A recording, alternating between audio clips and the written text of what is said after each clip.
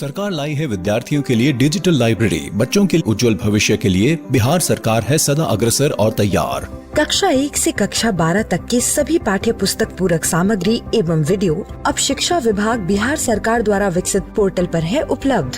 अध्ययन सामग्री देखने के लिए BEPCLots.bihar.gov.in पर विजिट करें अथवा एंड्रॉइड मोबाइल पर गूगल प्ले स्टोर से E-Lots ऐप डाउनलोड करें। शिक्षकों, अभिभावकों एवं बच्चों से अनुरोध है कि इस लाइब्रेरी का अधिक से अधिक लाभ उठाएं और अपनी पढ़ाई जारी रखें। हेलो बच्चों, कैसे हैं आप? जैसा कि आपको पता है कि स्कूल बंद होने के कारण हम अपनी पढ़ाई दूरदर्शन के माध्यम से कर रहे हैं और हमारे लिए क्लास 1 एवं 2 की पढ़ाई प्रतिदिन दोपहर 3 बजे से 4 बजे तक शुरू हो चुकी है। तो हमें क्या करना है कि रोज़ाना समय पर अपनी पेंसिल और कॉपी के साथ मेरा दूरदर्शन मेरा विद्यालय कार्यक्रम में शामिल होना है, जहां हम नई नई चीज़ें सीखेंगे, वह भी मनोरंजक तरीके से। तो तैयार है ना आप सब? आज के एपिसोड में हम देखेंगे क्रमबद्धता के उदाहरण, वस्तुओं के वर्गीकरण से परिचय और एकाकी संगति से परिचय। फिर हम सीखेंगे थोड़ी सी अंग्रेजी और अंत में हम तारा के साथ तैयार रहेंगे अपनी स्वास्थ्य की देखभाल की जानकारी के लिए। तो चलिए शुरू करते हैं आज की पढ़ाई।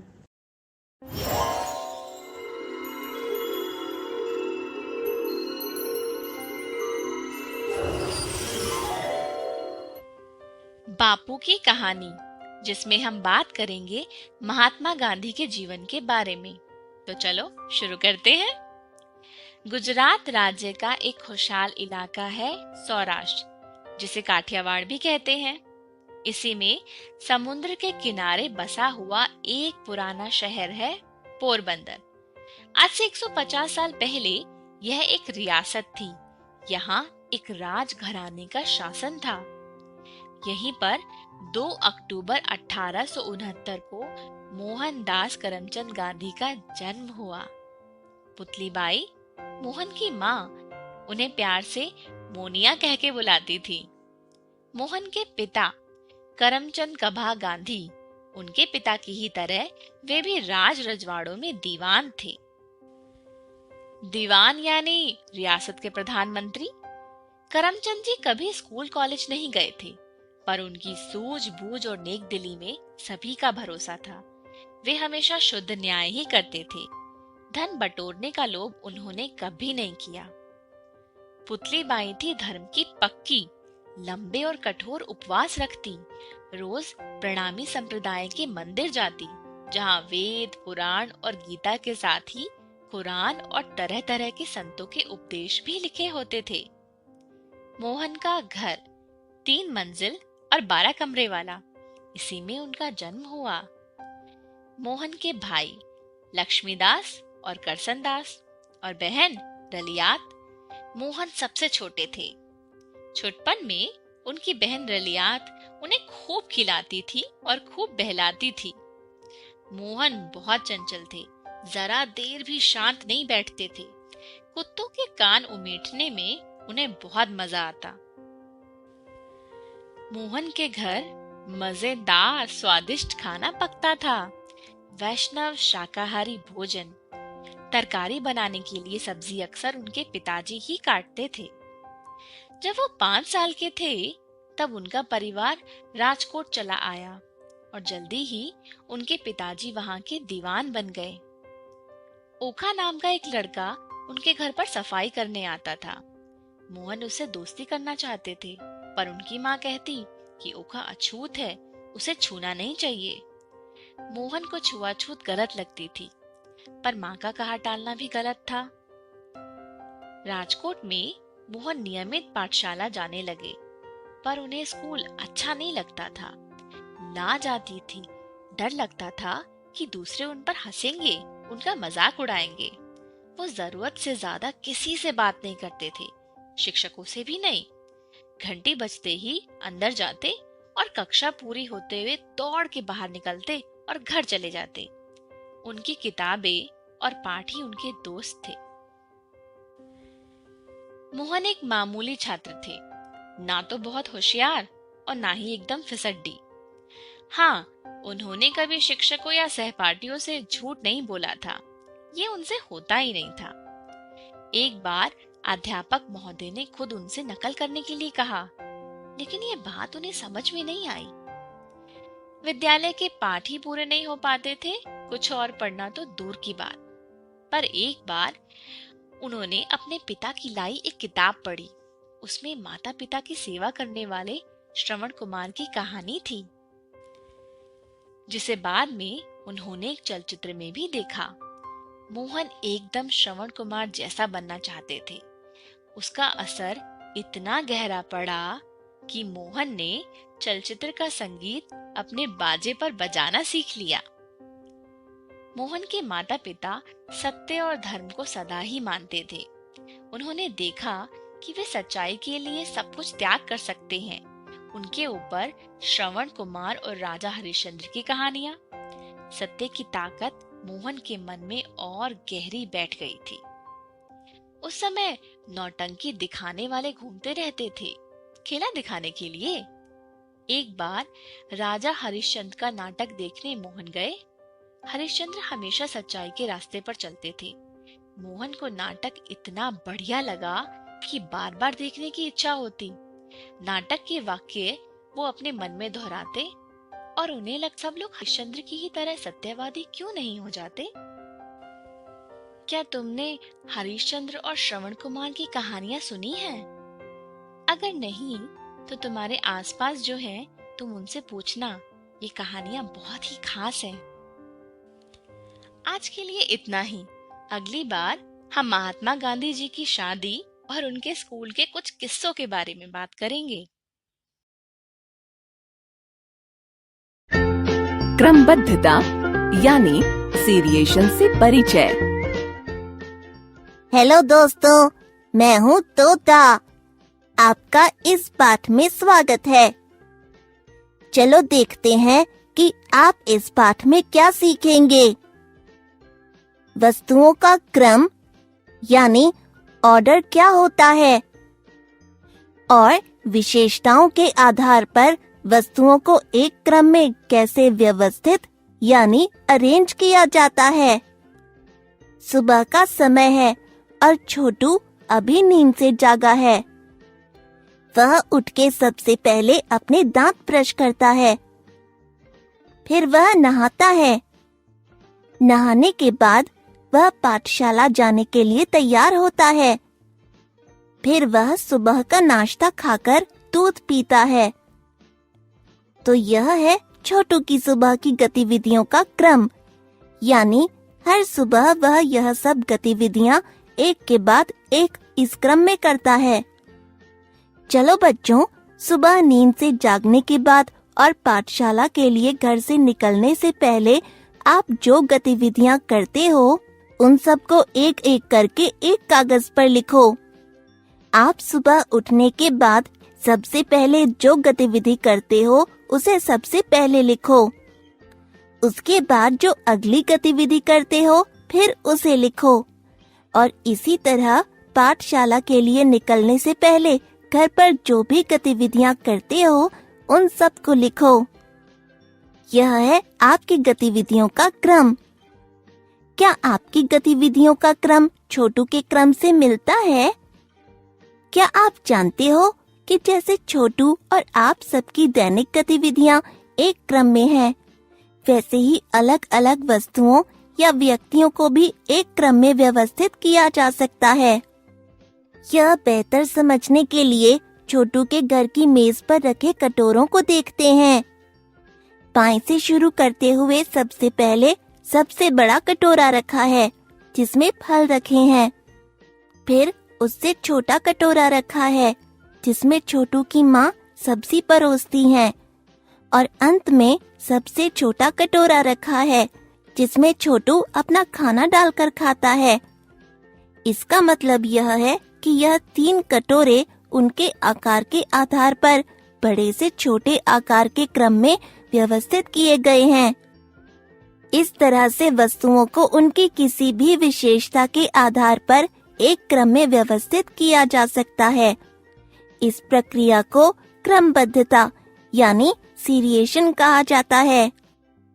बच्चों, क्या आपके घर पर भी ऐसे अलग अलग आकार के कटोरे हैं?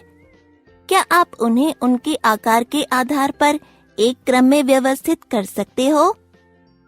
अब छोटू अपना सुबह का नाश्ता खाकर और दूध पीकर पाठशाला के लिए निकल जाता है। रास्ते में उसे एक शिकंजी वाला दिखता है। उस शिकंजी वाले के पास 3 अलग आकार के गिलास हैं।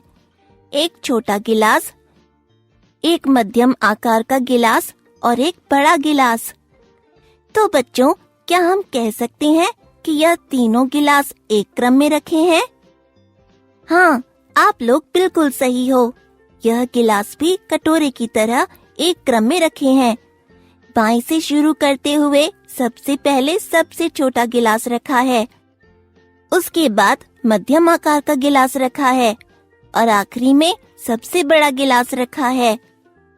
इसका मतलब यह है कि तीनों गिलास उनके आकार के आधार पर छोटे से बड़े आकार के क्रम में रखे हुए हैं। समझे? छोटू का मन ललचा जाता है और वह शिकंजी वाले से एक छोटे गिलास में शिकंजी मांगता है। फिर वह शिकंजी जल्दी से पीकर अपनी पाठशाला की ओर चल पड़ता है।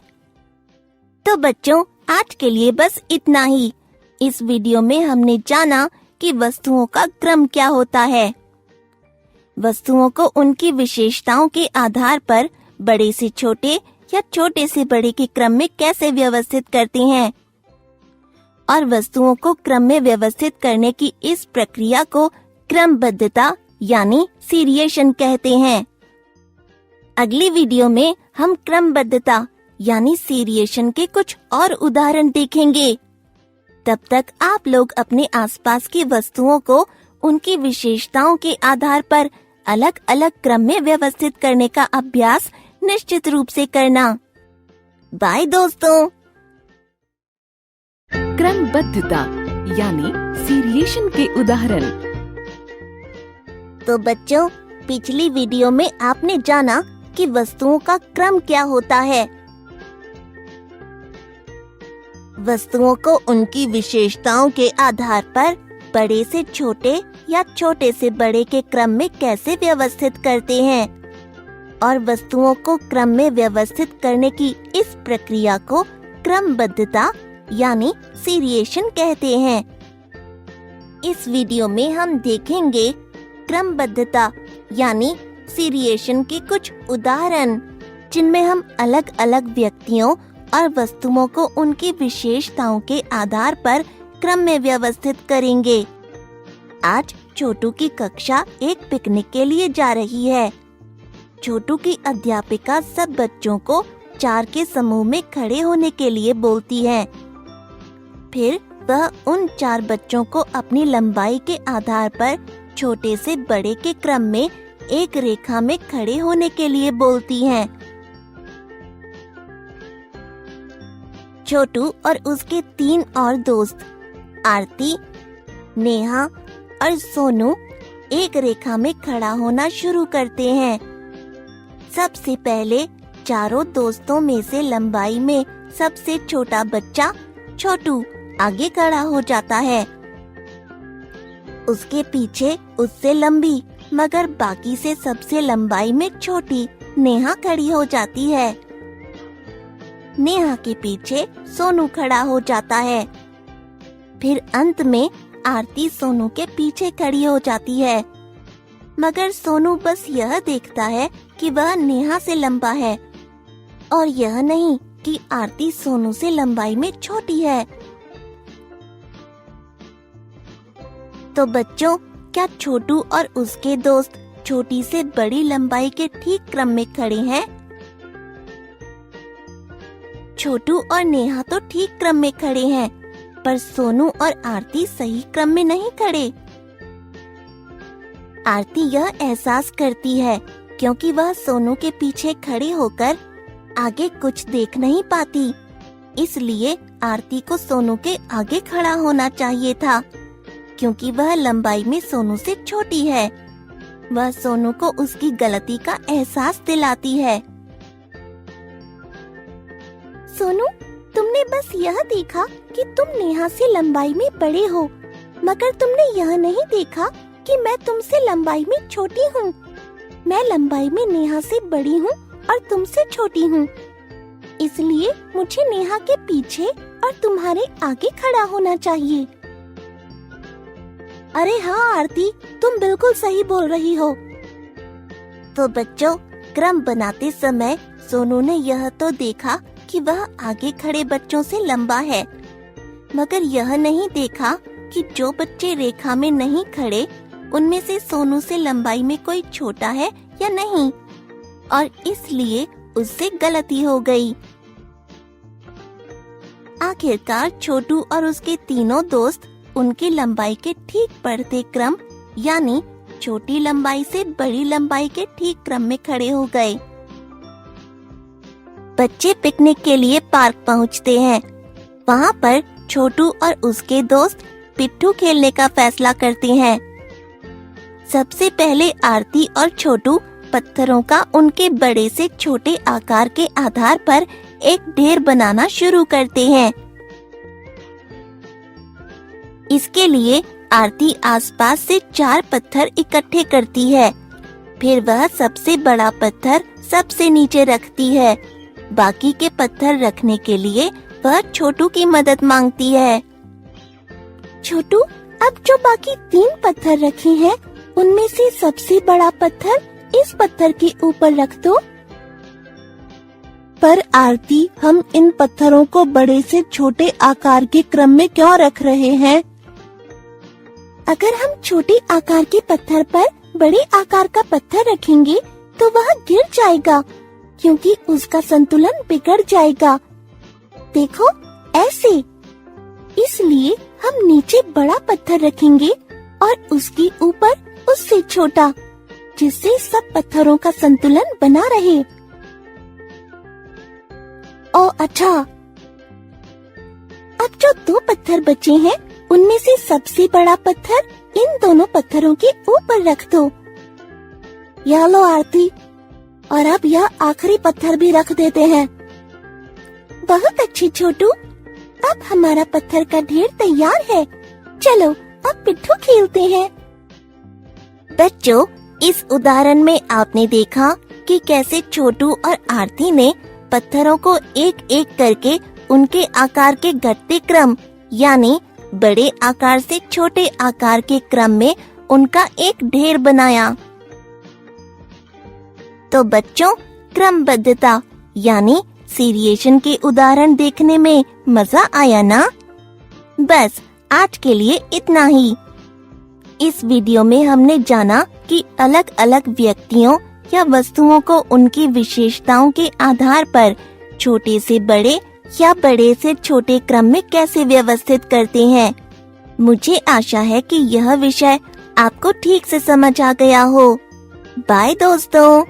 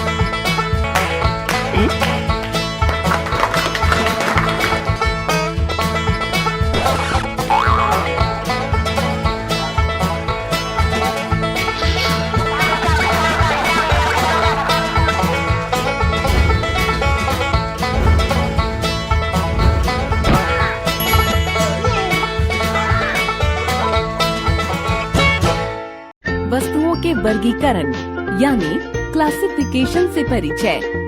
हेलो दोस्तों, मैं हूँ तोता। आपका इस पाठ में स्वागत है। चलो देखते हैं कि आप इस पाठ में क्या सीखेंगे। वस्तुओं की विशेषताएं यानी कैरेक्टरिस्टिक्स क्या होती हैं और विशेषताओं के आधार पर वस्तुओं के अलग अलग समूह यानी ग्रुप्स कैसे बनाए जाते हैं। चलिए छोटू के घर चलते हैं। छोटू अभी पहली कक्षा में आया है। उसकी माँ उसकी नई किताबें और खिलौने अलमारी में रखने में छोटू की मदद कर रही हैं। छोटू, चलो अपनी दोनों किताबों को उनके आकार के आधार पर अपनी अलमारी में रखो। यानी सबसे नीचे बड़ी किताब रखो और उसके ऊपर छोटी किताब रखो।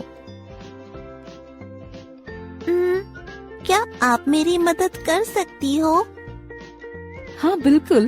क्या तुम मुझे बता सकते हो कि इन दोनों किताबों में से बड़ी किताब कौन सी है और छोटी किताब कौन सी है?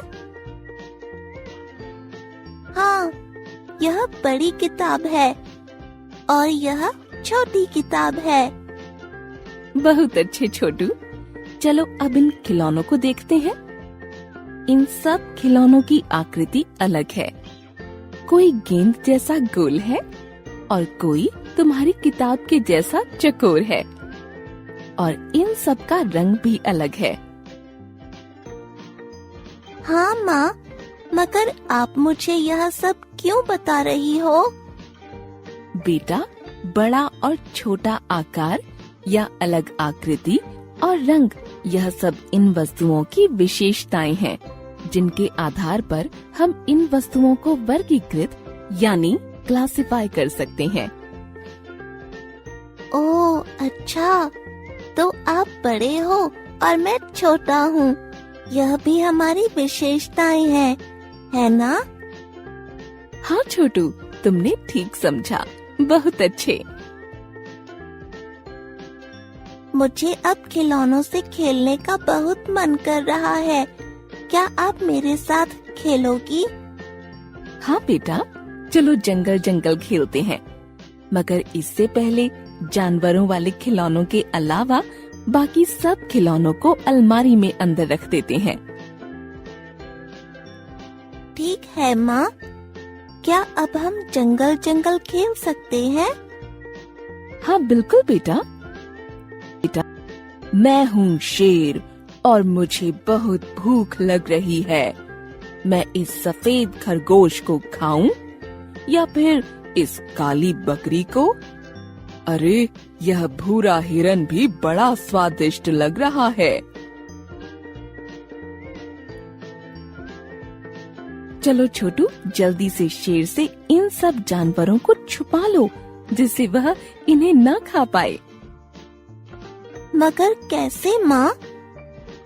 सफेद खरगोश को किसी सफेद वस्तु के साथ रख दो जिससे वह शेर को दिखे ना। ऐसे ही बाकी जानवरों को भी उनके रंग के वस्तुओं के साथ रख दो। ठीक है माँ। मैंने सब जानवरों को छुपा दिया है। अब शेर उन्हें नहीं खा पाएगा ना? शाबाश बेटा। नहीं, अब शेर उन्हें नहीं खा पाएगा और इसलिए वह उदास होकर वापस चला गया। ये, मैंने जानवरों को बचा लिया। हाँ बेटा, बहुत अच्छे। आपने देखा कि छोटू ने कैसे जानवरों के रंग के आधार पर उन्हें वर्गीकृत किया और उनके रंगों से मेल खाते हुए वस्तुओं के साथ रखा। क्या आप जानते हैं कि इस तरह विशेषताओं के आधार पर वस्तुओं को वर्गीकृत करके उनके समूह बनाने की प्रक्रिया को क्या कहते हैं? इस प्रक्रिया को वर्गीकरण यानी क्लासिफिकेशन कहते हैं। इसका यह मतलब है कि विशेषताओं के आधार पर समान विशेषता वाली वस्तुओं को वर्गीकृत करके उनके समूह बनाने वाली प्रक्रिया को वर्गीकरण यानी क्लासिफिकेशन कहते हैं। क्या आप अपने बस्ते में रखी किताबों को उनके रंग और आकार के आधार पर वर्गीकृत कर सकते हो? चलो अब रात हो गई है और तुम्हें सो जाना चाहिए। जल्दी से इन खिलौनों को रख के सो जाओ। ठीक है माँ, मुझे आज बहुत मजा आया। कल फिर से खेलेंगे। ठीक है बेटा, अब सो जाओ। शुभ रात्रि। आज के लिए बस इतना ही। इस वीडियो में हमने जाना कि वस्तुओं की विशेषताएं क्या होती हैं। विशेषताओं के आधार पर हम वस्तुओं को वर्गीकृत करके उनके अलग अलग समूह कैसे बना सकते हैं। हमने यह भी जाना कि समूह बनाने की इस प्रक्रिया को वर्गीकरण यानी क्लासिफिकेशन कहा जाता है। अगली वीडियो में हम वर्गीकरण यानी क्लासिफिकेशन के कुछ और उदाहरण देखेंगे। बाय दोस्तों। वस्तुओं के वर्गीकरण यानी क्लासिफिकेशन के उदाहरण। तो बच्चों, पिछली वीडियो में आपने जाना कि वस्तुओं की विशेषताएं क्या होती हैं। विशेषताओं के आधार पर हम वस्तुओं को वर्गीकृत करके उनके अलग अलग समूह कैसे बना सकते हैं। आपने यह भी जाना कि समूह बनाने की इस प्रक्रिया को वर्गीकरण यानी क्लासिफिकेशन कहा जाता है। इस वीडियो में हम देखेंगे वर्गीकरण यानी क्लासिफिकेशन के कुछ उदाहरण, जिनमें हम वस्तुओं की विशेषताओं के आधार पर उनके समूह बनाएंगे। सुबह का समय है और छोटू की माँ कपड़े भिगो रही हैं। छोटू अपनी माँ की मदद करने आता है। माँ, आप क्या कर रही हो? बेटा, मैं कपड़े धोने से पहले उन्हें अलग कर रही हूँ। क्या मैं आपकी मदद करूँ? हाँ, क्यों नहीं।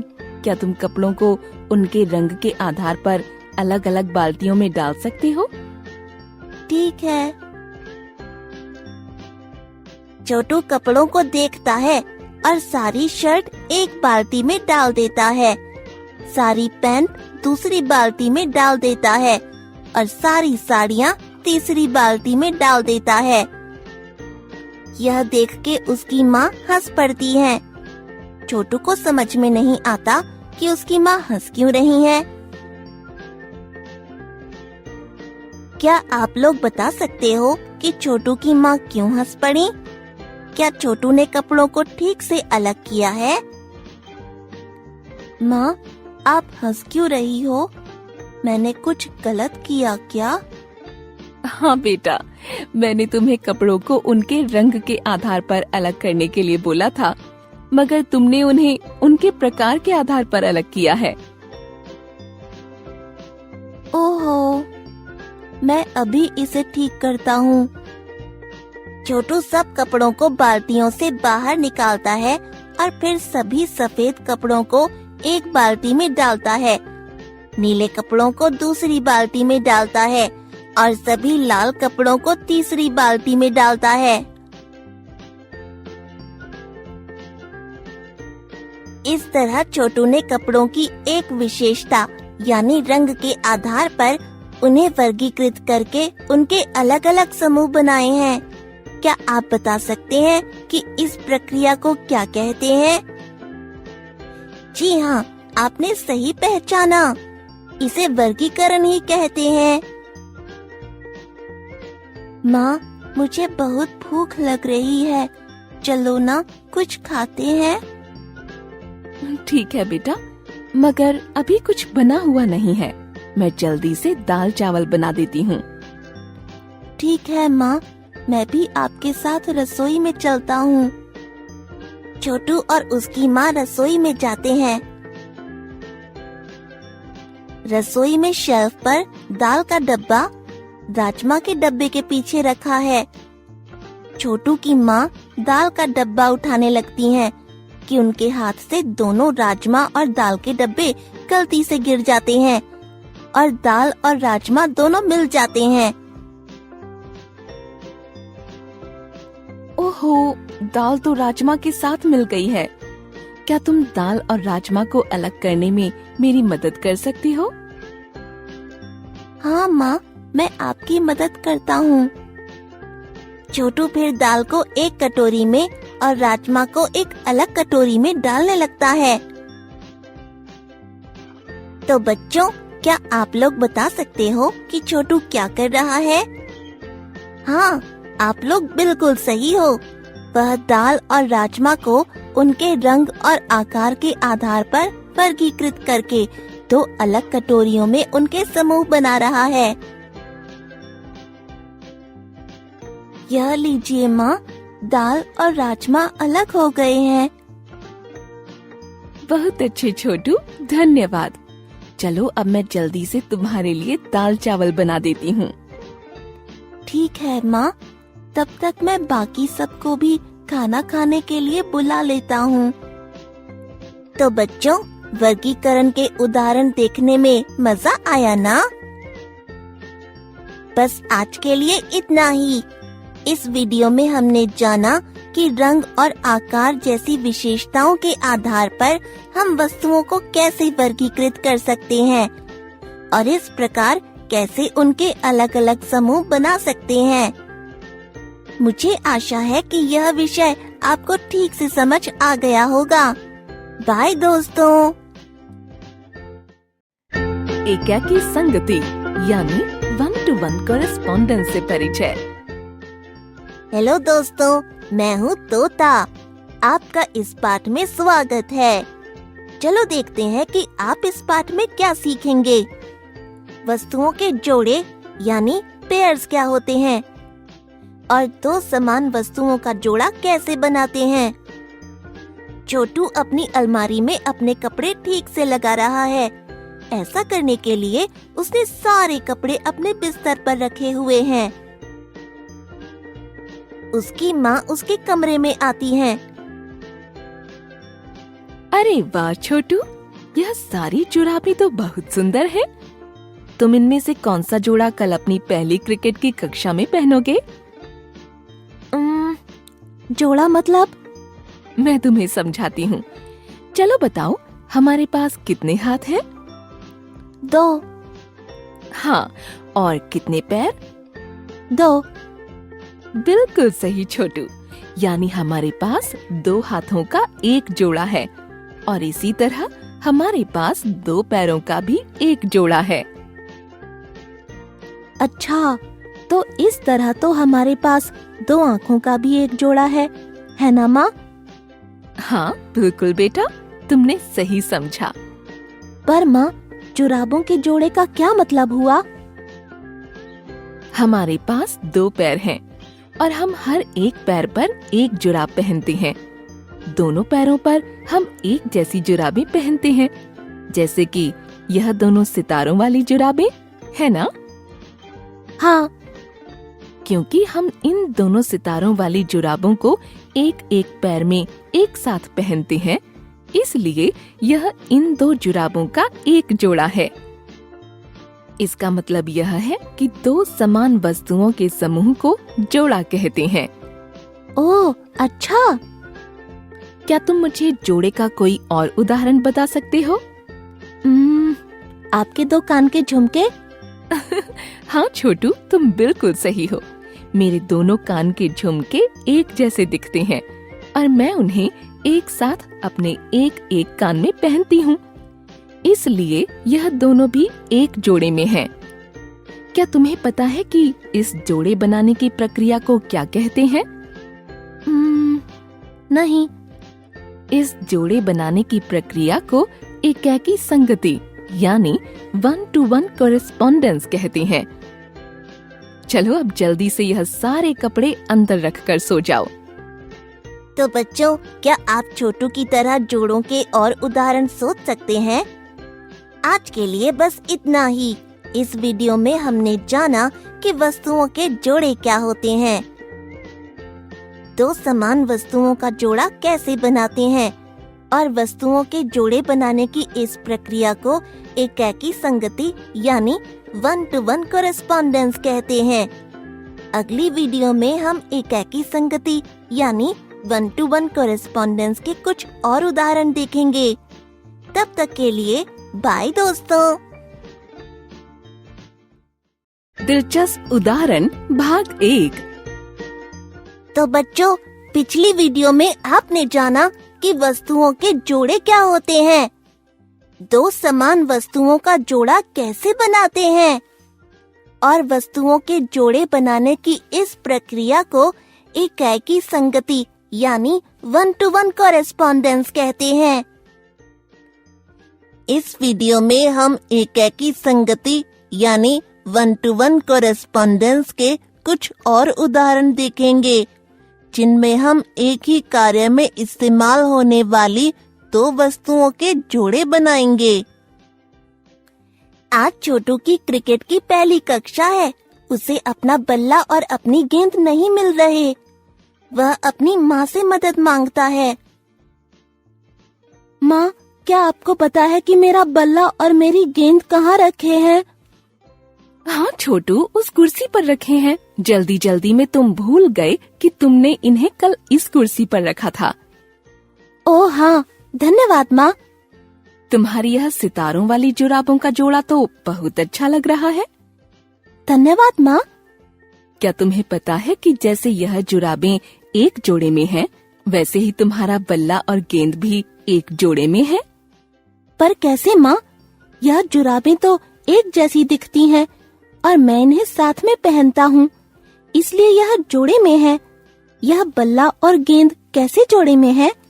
मैं तुम्हें समझाती हूँ बेटा। तुम बल्ले और गेंद को क्रिकेट खेलते समय साथ में इस्तेमाल करते हो, है ना? हाँ माँ। यानी दो वस्तु जो साथ में किसी कार्य में इस्तेमाल होती हैं, वह भी एक जोड़े में कहलाई जा सकती हैं। ओह अच्छा, आप मुझे ऐसे जोड़ों के और उदाहरण बता सकती हो? हाँ क्यों नहीं बेटा। उस मेज पर रखे कागज और कलम को देखो। इन दोनों वस्तुओं को हम लिखते हुए इस्तेमाल करते हैं। यानी कलम और कागज भी एक जोड़े में है? हाँ छोटू, तुम बिल्कुल सही हो। अब क्या तुम मुझे ऐसे और जोड़ों के उदाहरण बता सकती हो? पैंट और शर्ट? हाँ छोटू, पैंट और शर्ट का भी एक जोड़ा होता है। पर क्या तुम मुझे बता सकते हो कि यह दोनों एक जोड़े में कैसे होते हैं? हाँ, हम पैंट और शर्ट को साथ में पहनते हैं, इसलिए यह दोनों एक जोड़े में है ना माँ? हाँ छोटू, बहुत अच्छे। चलो अब जल्दी से अपनी कक्षा के लिए चलो, वरना तुम्हें देर हो जाएगी। बच्चों, क्या आप भी अपने आसपास ऐसे जोड़ों को पहचान सकते हो? बस आज के लिए इतना ही। इस वीडियो में हमने जाना कि हम एक ही कार्य में इस्तेमाल होने वाली दो वस्तुओं के जोड़े कैसे बनाते हैं। अगली वीडियो में हम एक और दिलचस्प उदाहरण देखेंगे। तब तक के लिए बाय दोस्तों। दिलचस्प उदाहरण भाग 2। तो बच्चों, पिछली वीडियो में आपने कुछ उदाहरण देखे जिनमें आपने एक कार्य में इस्तेमाल होने वाली दो वस्तुओं के जोड़े बनाए। इस वीडियो में हम एकाएकी संगति यानी 1-to-1 कॉरेस्पॉन्डेंस का एक और दिलचस्प उदाहरण देखेंगे। आज छोटू का जन्मदिन है और उसके दोस्त एक एक करके आना शुरू हो जाते हैं। छोटू की माँ छोटू के जन्मदिन का केक लाती हैं। फिर छोटू अपना केक काटता है। चलो अब मैं सब बच्चों के लिए केक का एक एक टुकड़ा काट देती हूँ। अरे पर मुझे तो पता ही नहीं कि कितने लोगों के लिए केक के टुकड़े काटने हैं। माँ, आप सारे केक को टुकड़ों में काटकर एक एक करके हम सबको एक टुकड़ा दे दो। अरे हाँ छोटू, यह तो बहुत ही आसान है। यह टुकड़ा आरती के लिए, यह वाला सोनू के लिए, यह वाला नेहा के लिए और यह वाला छोटू के लिए। ये हम सबको केक का एक टुकड़ा मिल गया है। हाँ छोटू, हालांकि कितने बच्चों को केक के टुकड़े देने हैं मुझे यह नहीं पता था, पर तुम्हारे विचार के अनुसार मैंने एक बच्चे और एक केक के टुकड़े का एक जोड़ा बनाकर हर एक बच्चे को एक टुकड़ा दिया और इस तरह सब बच्चों को एक केक का टुकड़ा मिल गया। इसी तरह जब हमें किसी भी दो वस्तुओं की संख्या न पता हो और हमें यह जानना हो कि उन दोनों की संख्या समान है या नहीं, तब हम उन दोनों वस्तुओं का जोड़ा बनाकर यह जान सकते हैं। वह तो ठीक है माँ, पर अब जो केक के टुकड़े बच गए हैं उनका क्या? किसी भी बच्चे को एक और टुकड़ा चाहिए। सारे बच्चे अपना हाथ उठाते हैं। सबको एक और टुकड़ा चाहिए। यह आरती के लिए, यह सोनू के लिए। अरे, केक के टुकड़े तो खत्म हो गए। कोई नहीं, चलो आरती, तुम अपना टुकड़ा नेहा के साथ बांट लो और सोनू तुम अपना टुकड़ा छोटू के साथ बांट लो। ऐसे सबको समान मात्रा में केक मिल जाएगा। आपने देखा कैसे सब बच्चों ने केक खाकर खूब मजे करे। तो बच्चों, आज के लिए बस इतना ही। इस वीडियो में हमने जाना कि वस्तुओं के जोड़े बनाकर उनकी संख्या की तुलना कैसे करते हैं। मुझे आशा है कि यह विषय आपको ठीक से समझ आ गया हो। बाय दोस्तों।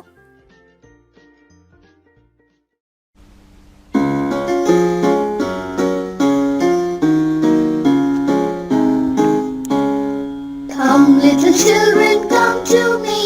I will teach you ABC. A, B, C, D, E, F, G, H, I, J, K, L, M, N, O, P. L, M, N, O, P, Q, R, S, T, U, V, W, X, Y, Z. X, Y, Z, sugar on your bread. If you don't like it, you may go to bed. Next Monday morning, come to me. I will teach you ABC. तो ये था alphabet वाला एक प्यारा सा गाना। इन्हें सीखने में मजा भी आता है और साथ में ये बड़े काम के भी हैं। तो आओ इन्हें मिलकर सीखते हैं। डर से नहीं, तैयारी से आगे कदम बढ़ाना है। रुकी जिंदगी में चहल पहल वापस फिर से लाना है। धोकर हाथ पहन कर मास्क सुरक्षित जीवन चलाना है। सुरक्षित जीवन चलाना है। डर कर नहीं, तैयारी से आगे कदम बढ़ाना है। डर कर नहीं, तैयारी से आगे कदम बढ़ाना है। रखेंगे 2 गज की दूरी, सबको पौष्टिक आहार खिलाएंगे, बच्चों और बूढ़ों का करेंगे ख्याल। रोगी नहीं, रोग से लड़ कोरोना को हराएंगे। स्वास्थ्य केंद्र फिर से खुल गए, जिनका लाभ उठाना है। रुकी जिंदगी में चहल पहल वापस फिर से लाना है। धोकर हाथ पहन कर मास्क सुरक्षित जीवन चलाना है। सुरक्षित जीवन चलाना है। डर कर नहीं, तैयारी से आगे कदम बढ़ाना है। डर कर नहीं, तैयारी से आगे कदम बढ़ाना है। टीकाकरण की शुरुआत हो गई है, पर पहले की तरह हमें मास्क लगाना और 2 गज की दूरी बनाए रखना अभी भी जरूरी है। स्वास्थ्य विभाग और सूचना एवं जनसंपर्क विभाग बिहार सरकार द्वारा जनहित में जारी। जीतेगा बिहार।